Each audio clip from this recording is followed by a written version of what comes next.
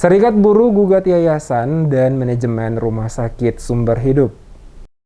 Sebanyak 82 karyawan terdiri dari tenaga kesehatan atau nakes dan pegawai Rumah Sakit Sumber Hidup melalui Serikat Buruh Rumah Sakit Sumber Hidup melayangkan gugatan hukum terhadap manajemen Rumah Sakit Sumber Hidup dan Yayasan Kesehatan GPM ke Pengadilan Hubungan Industrial atau PHI. Gugatan hukum dilayangkan karena tidak ada itikat baik dari manajemen maupun Yayasan Rumah Sakit Sumber Hidup yang bernaung di bawah Sinode GPM ini untuk menyelesaikan pembayaran sisa gaji 30% terhadap 82 karyawan rumah sakit itu. Ketua Serikat Pekerja RS Sumber Hidup, Seni Parinusa, yang ditemui sejumlah wartawan di RS Sumber Hidup Selasa 10 Mei, mengaku sebelumnya pihaknya menempuh jalur hukum melalui Pengadilan Hubungan Industrial. Persoalan ini sudah dilaporkan ke Dinas Tenaga Kerja Kota Ambon. Namun 2 tahun berjalan terhitung sejak Juni 2020, tidak ada itikat baik dari pihak rumah sakit untuk menyelesaikan seluruh hak nakes maupun pegawai. Disebutkan gaji nakes dan pegawai baru dibayar 70%, sementara sisanya belum dilunasi. Disebutkan 3 kali upaya mediasi dilakukan Dinas Tenaga Kerja Kota Ambon, itu pun tidak digubris oleh manajemen dan yayasan yang dipimpin Elviana Patiasina selaku Ketua Yayasan Kesehatan GPM sekaligus PLT Direktur Rumah Sakit Sumber Hidup. Tidak saja persoalan gaji nakes yang baru terbayarkan 70%, ternyata masih banyak persoalan yang melilit manajemen rumah sakit kebanggaan GPM ini, diantaranya pembayaran jasa medis BPJS, perawat, dan bidan, termasuk dokter yang masih menggantung.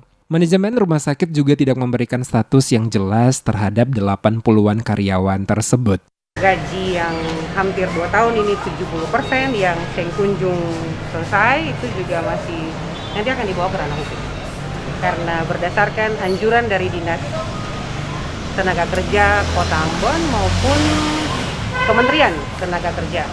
Jadi itu sudah ada anjuran-anjuran itu yang harusnya kita patuhi akan toh. 3 kali mediasi di Dinas Tenaga Kerja, tidak ada itikat baik dari pihak yayasan maupun dari pihak rumah sakit. Karena itu anjuran dari Dinas Tenaga Kerja keluar kan supaya persoalan ini harus diselesaikan lewat jalur PHI. Dan sampai terjadi proses mutasi dan demosi pun, ketua melapor ke Dinas Tenaga Kerja pun tetap anjuran dari pihak Dinas Tenaga Kerja bahwa harus lewat jalur PHI. Jadi tetap akan proses itu terus berjalan.